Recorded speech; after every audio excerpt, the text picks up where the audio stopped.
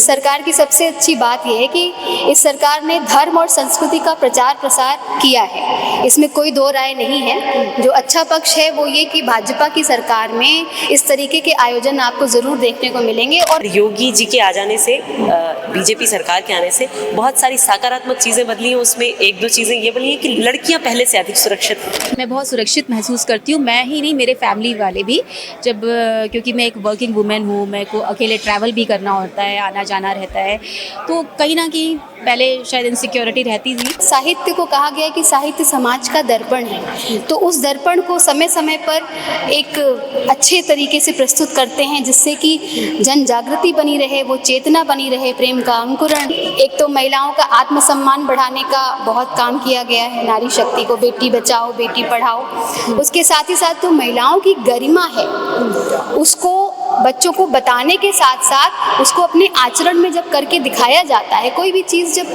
नमस्कार, क्या कुछ कहना चाहेंगे आज के कवि सम्मेलन से? आज की युवा पीढ़ी को क्या कुछ सीखना चाहिए, इस पे क्या कुछ कहना चाहेंगे?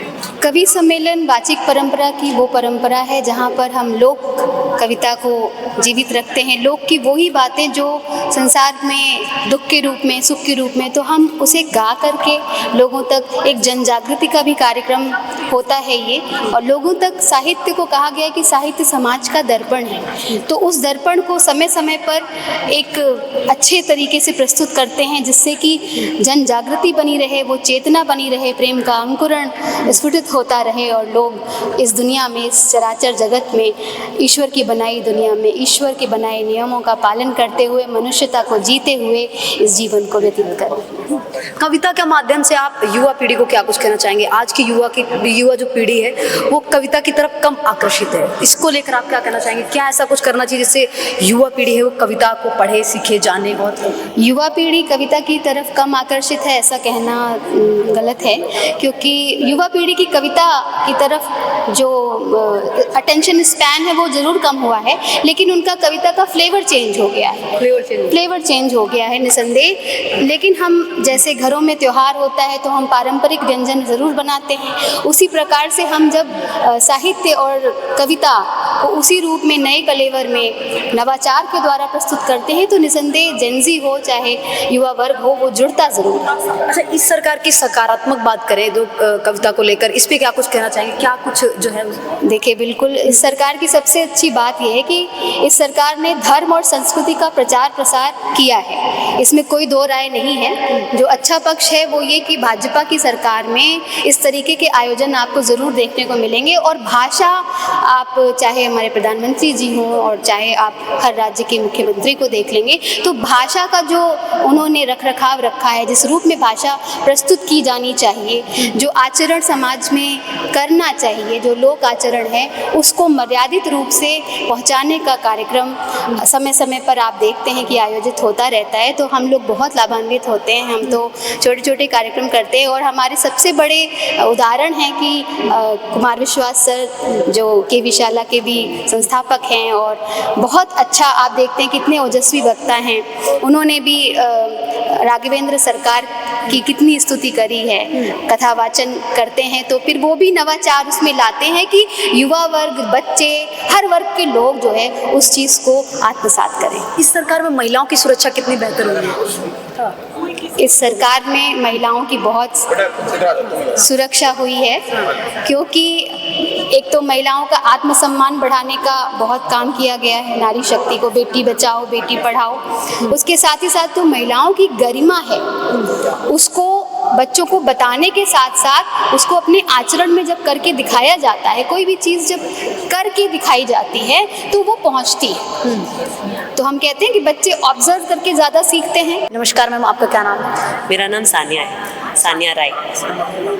क्या कुछ कहना चाहेंगे मैम? आपको अभी जो कवि सम्मेलन हुआ, इससे क्या लगता है, क्या युवा पीढ़ी को सीख लेनी चाहिए और इससे क्या है जो पॉजिटिव चीज़ें जाती हैं समाज में? ये कविता जो है समाज का दर्पण होती है। जिस तरह की हम कविताएं लिखते हैं समाज उस तरह का बन जाता है, और जो समाज में घटित हो रहा है वही कविता में लिखा जाता है। दोनों एक दूसरे के पूरक हैं, तो बहुत महत्वपूर्ण है। साहित्य के बिना समाज की कल्पना नहीं की जा सकती है, तो मुझे लगता है साहित्य बहुत आवश्यक है। और आज का जो कवि सम्मेलन है वो बहुत विशेष इसलिए है क्योंकि कभी हम कवि सम्मेलन में तैयारियों के साथ नहीं जाते हैं। आज हम 7 दिन की तैयारियों के बाद कभी मंच पे आने वाले हैं, तो निश्चित रूप से आज आपको आनंद आएगा मंच पे देखकर। अच्छा, इस सरकार की बात की जाए तो सकारात्मक चीज़ें क्या आपको नजर आई उत्तर प्रदेश में?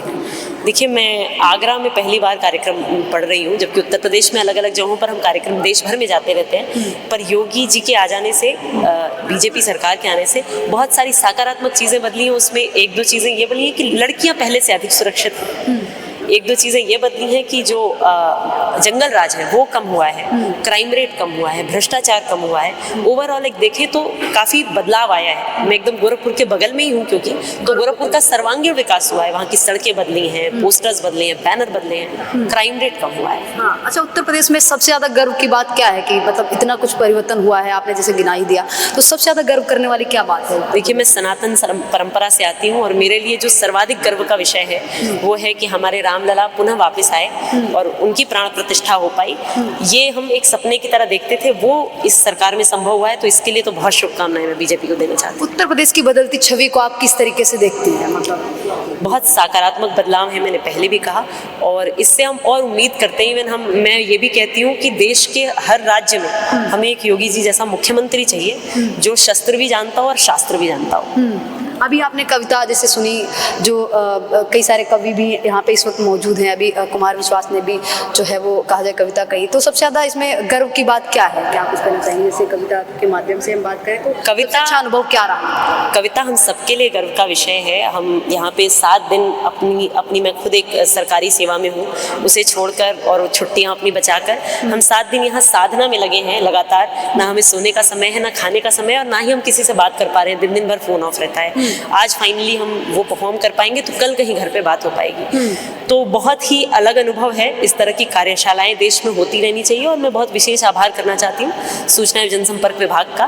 अगर सरकार इस तरह से हमें देती रहेगी योगदान, तो हम साहित्य को और बड़ा कर पाएंगे और ज़्यादा विस्तृत कर पाएंगे। इस पूरे कवि सम्मेलन को आप एक शब्द में क्या कुछ कहना चाहेंगे? आज का जो कवि सम्मेलन होगा वो एक अद्वितीय छवि छोड़कर जाएगा, एक अद्वितीय संस्मरण है, क्योंकि मैंने कहा ऐसा पहले कभी होता नहीं है। हम मंच पर यूं ही चले जाते हैं। ये तैयारी के साथ किया गया मंच है, तो अभूतपूर्व होगा। अच्छा, क्या कहना चाहेंगे उत्तर प्रदेश में महिलाओं की सुरक्षा कितनी बेहतर हुई है? इस सरकार में कानून व्यवस्था कितनी बेहतर हुई है? सुरक्षा की आप बात कर रहे हैं, तो जो मैंने महसूस किया है पिछले कुछ सालों में, मैं बहुत सुरक्षित महसूस करती हूँ। मैं ही नहीं, मेरे फैमिली वाले भी।